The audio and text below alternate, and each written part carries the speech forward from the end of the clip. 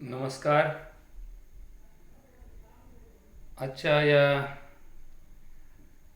संवादाचा विषय आहे धार्मिकता आणि पारमार्थिकता. एक व्यक्ती धार्मिक आहे हा कसा ओळखायचा आणि एक व्यक्ती पारमार्थिक आहे हा कसा ओळखायचा. धर्म आणि परमार्थ खरं तर या दोन तात्विक प्रणाल्या वेगळ्या आहेत आणि म्हणून समाजामध्ये सामाजिक जीवन जगत असताना जी माणसं आपल्याला भेटतात त्यामध्ये वेगवेगळ्या प्रकारचे प्रवाह आपण पाहतो. मग काही धार्मिक माणसं मिळतात, काही पारमार्थिक माणसं भेटतात, काही व्यसनी माणसं भेटतात, काही स्वार्थी माणसं भेटतात, काही वेगवेगळ्या आपल्या चांगल्या वाईट गुणांच्या आधारे समाजामध्ये जगणाऱ्या लोकांची संख्या अनंत आहे. आपण पाहतो की या समाज जीवनामध्ये आपल्याला एक गोष्ट नेहमी जाणवते की एखाद्याने एखाद्या देवाची भक्ती केली तर आपण त्याला भक्त म्हणतो. एखाद्याने एखादा अभ्यास केला त्याला आपण साधक म्हणतो. एखाद्याने प्रवचन कीर्तन आदी सेवा दिली तर आपण त्याला महाराज म्हणतो. पण एक तात्विक गोष्ट लक्षात घेण्याची गरज आहे, ते म्हणजे एखादा माणूस धार्मिक आहे याची काही तात्विक भाषा आपण जाणण्याची गरज आहे. कोणाला धार्मिक म्हणावं की जो धर्माचरणाप्रमाणे धर्मशास्त्राप्रमाणे आचरण करेल, धर्माचरण करेल, त्याला धार्मिक म्हणावं. आता धर्माचरण म्हणजे काय? तर धर्म हे एक शास्त्र आहे आणि त्या शास्त्रामध्ये प्रत्येकाला एक धर्म दिलेला आहे, म्हणजे एक आचरण दिलेलं आहे, एक आचारसंहिता दिलेली आहे. मग तो धर्म कोणता? तर तो हिंदू, मुस्लिम, ख्रिश्चन, बुद्ध, जैन, पारशी, यहुदी असा नाही. आईला मातृधर्म दिलेला आहे. म्हणजे एक आई या संज्ञेला जेव्हा एखादी स्त्री प्राप्त करते तेव्हा तिला अपत्य होतात, तेव्हा तिला एक मातृधर्म आहे. त्या मातृधर्मामध्ये तिचं वागणं, तिचं बोलणं, तिचं राहणं हे आईप्रमाणे आईच्या आचारसंहितेचे एकरूप असावं. सो बापाला पिता धर्म आहे. मग जो कोणी पिता त्याला जेव्हा अपत्य होतात तेव्हा तो पिता या संज्ञेला प्राप्त होतो. मग त्याचा पिता धर्म, त्याचे सुद्धा अनेक नियम आहेत. त्याला जीवनाच्या मर्यादा सांगितलेल्या आहेत, त्याच्या वागण्याच्या, त्याच्या राहण्याच्या, त्याच्या बोलण्याच्या, त्याच्या व्यवहारावर त्याच्या अपत्याचा व्यवहार अवलंबून असतो. याकरता त्याला अनेक जबाबदाऱ्याची जाणीव करून देणारा धर्म याला पितृधर्म, पिताधर्म असं म्हणतात. पुत्र एखाद्याच्या पोटी पुत्रजन्म घेतल्यानंतर जसं जसा तो वयात येतो आणि त्याला समज येते, त्या समज आल्यानंतर त्याला सुद्धा पुत्रधर्म लागू होतो, पुत्रधर्म. मग त्याला आपण जेव्हा उपनयन संस्कार करतो, मुंज करतो, किंवा वयाच्या 10-12 वर्षानंतर जेव्हा त्याला समजतं त्यावेळेस त्याला तो पुत्रधर्म या तत्वाशी आचारसंहिता त्याला लागू होते. तशी मुलगी सुद्धा वयात आल्यानंतर तिला कन्याधर्म लागू होतो.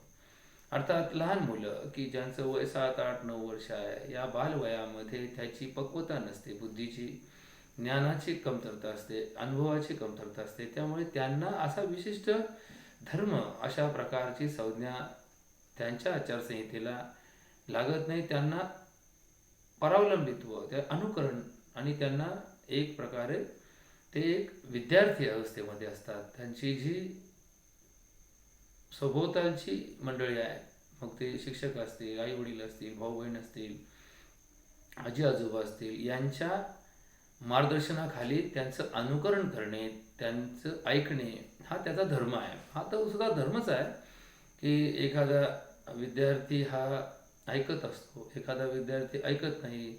न ऐकणारा विद्यार्थी हा अधर्म करत असतो आणि हा त्याचा विषय आहे.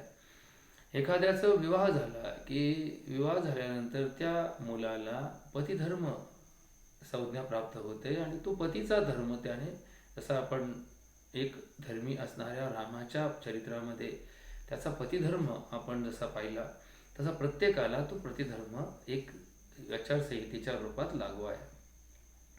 प्रत्येक स्त्रीचं जेव्हा कन्यादान केलं जातं तेव्हा तिचा विवाह होऊन ती जेव्हा सासरी जाते तेव्हा तिचा पत्नी धर्म आहे आणि मग तिच्या पती धर्माने तिने वागावं, तिने राहावं. मग त्याच्या अनेक नियम आहेत, अनेक अटी आहेत, अनेक जबाबदाऱ्या आहेत, अनेक मर्यादा आहेत तिला त्याच्या बोलण्यामध्ये, वागण्यामध्ये.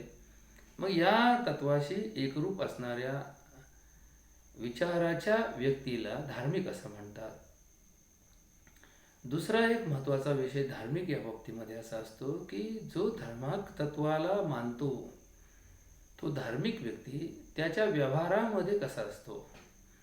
तर व्यावहारिक दृष्टीने विचार केल्यानंतर व्यवहार हा नेहमी समाज आणि आपला असा होत असतो. व्यवहारात आपण दोन गोष्टीचा विचार करतो की आपण आणि समाज. आपला व्यवहार समाजातल्या कुठल्या तरी घटकाबरोबर, एकाबरोबर, दोघांबरोबर, सर्वांबरोबर होत असतो आणि या व्यवहारामध्ये जो धार्मिक माणूस असतो तो दुसऱ्याला लुटायला, दुसऱ्याची ठेव बुडवायला, दुसऱ्याचं देणं चुकवायला, दुसऱ्याचं त्रास होईल असं वागायला घाबरतो. एका बाजूने त्याचा हा व्यवहार की कोणाची ठेव असेल तर तो तिला दाबण्यासाठी कधीच प्रयत्न करत नाही. दुसऱ्याचं देणं असेल तर तो चुकवण्याचा कधीच प्रयत्न करत नाही. तो दुसऱ्याला त्रास होईल असं काम कधीच करत नाही. अशी त्याची जी मानसिकता आहे ही ज्यावेळेस तो समाजाच्या व्यवहारामध्ये दाखवतो तेव्हा त्याला धार्मिक म्हणतात. अजून एक बाजू आहे, आपल्याला दुसऱ्याकडून घेणं आहे.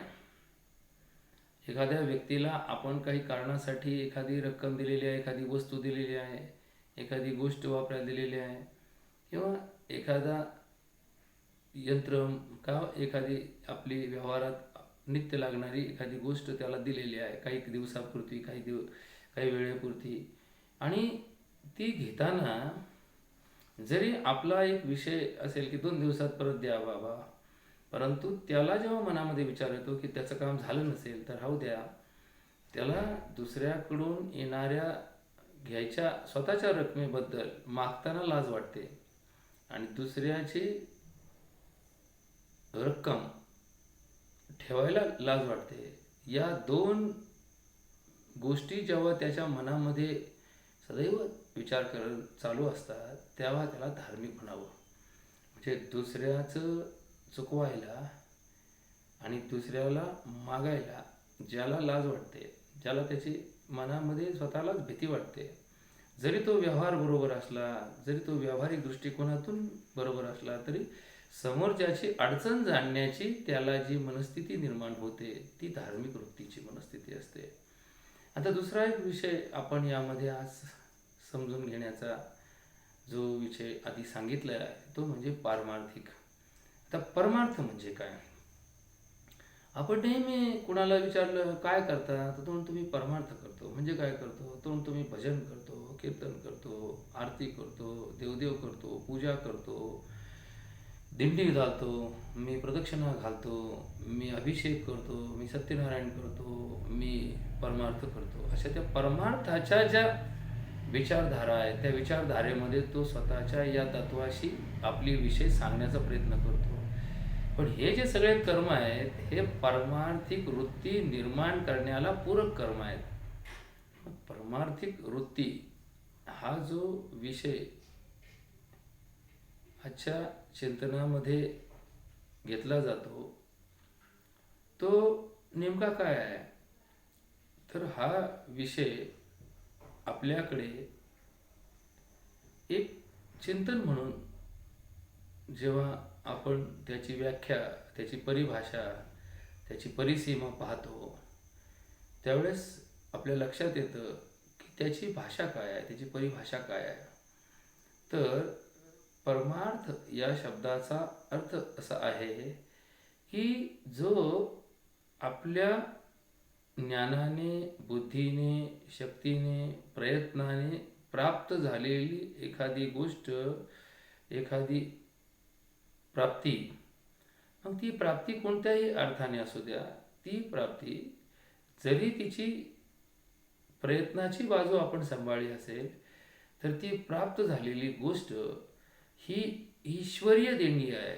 ती कुठल्या तरी भगवंताने प्रासादिक रूपाने मला प्राप्त झालेला तो लाभ आहे, अशा अर्थाने स्वीकारतो. त्याला परमार्थिक असं म्हणतात.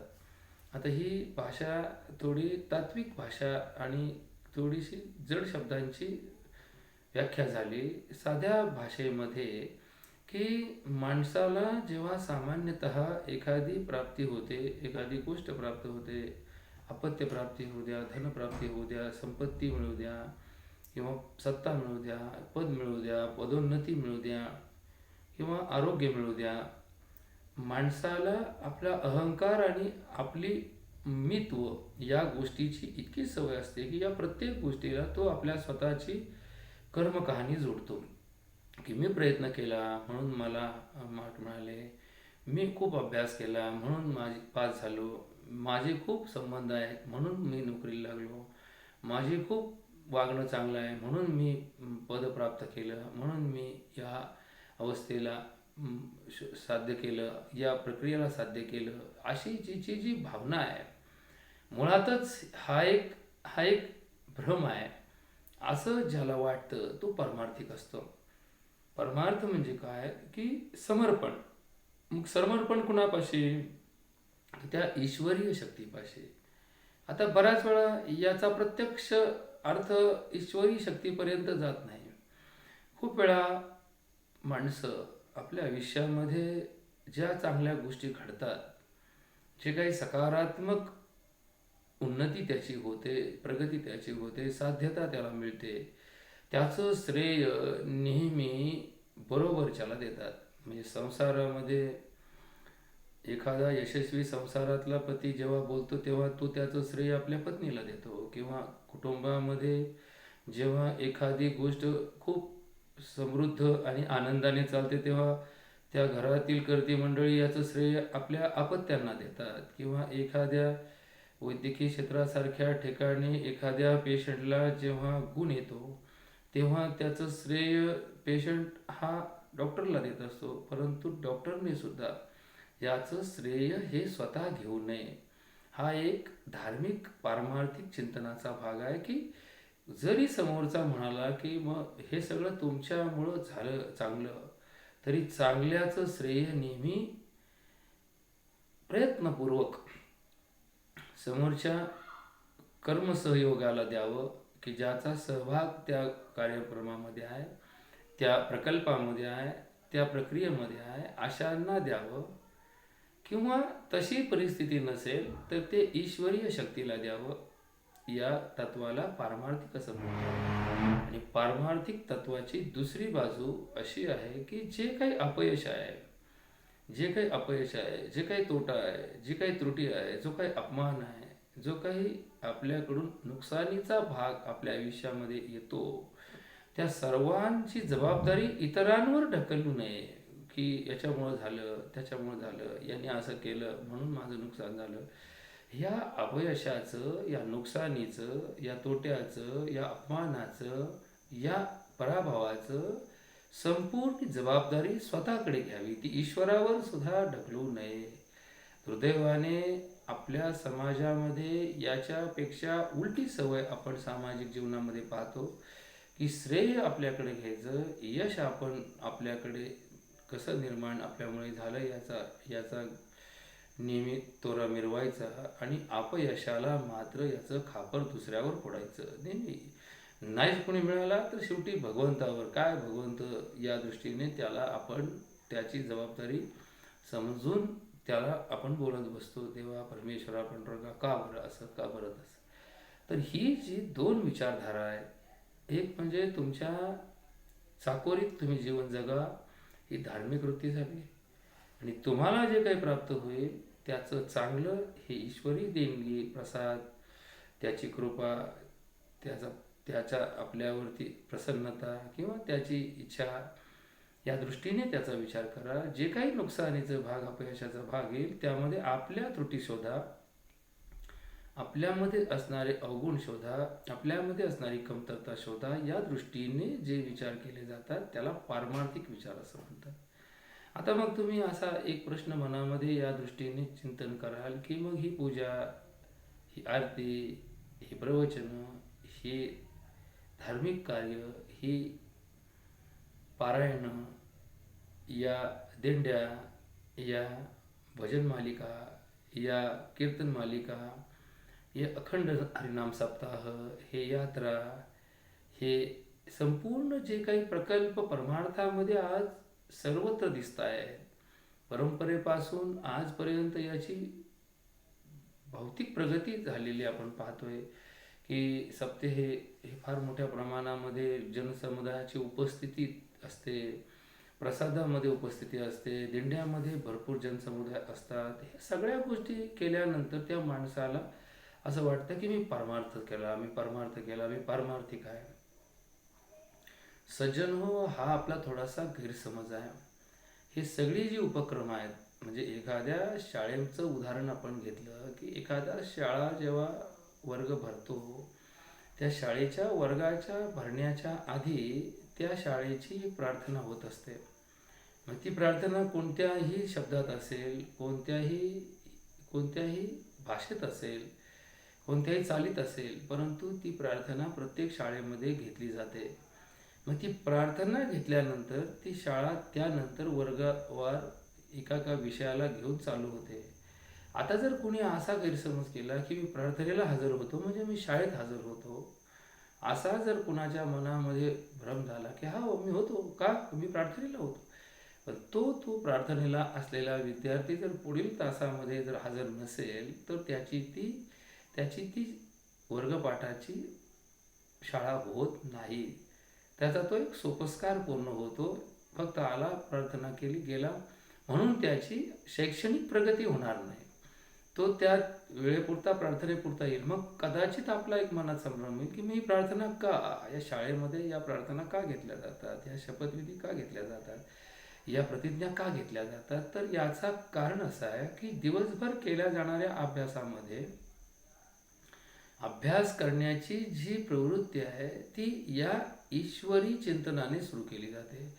मग ते ईश्वरी चिंतन पुन्हा सरस्वतीचं पूजन असेल, कुणा नारायणाचं पूजन असेल, कुणा अल्लाचं पूजन असेल, अल्लाची स्तुती असेल, कुणाचे असू द्या, या प्रवृत्तीमुळे त्या मनामध्ये एक वातावरण निर्माण होतं आणि मग ते समर्पण की ते अभ्यास करण्याचं जे मार्ग आहे तो वर्गामध्ये वर्ग शिक्षकांनी शिकवलेलं आकलन करण्यासाठी या ईश्वराची प्रार्थना करण्याची जी पद्धत आहे ही एक शास्त्रीय पद्धत आहे. तशाच प्रकारे जीवनामध्ये येणाऱ्या प्रत्येक प्रसंगाला पारमार्थिक आणि धार्मिक या दोन वृत्तीतून आमचा जीवन प्रवास चालावा याची तयारी, याची पार्श्वभूमी तयार करण्याचं काम अशा धार्मिक कीर्तन, प्रवचन, व्याख्यान, भजन, पूजन, दीपन किंवा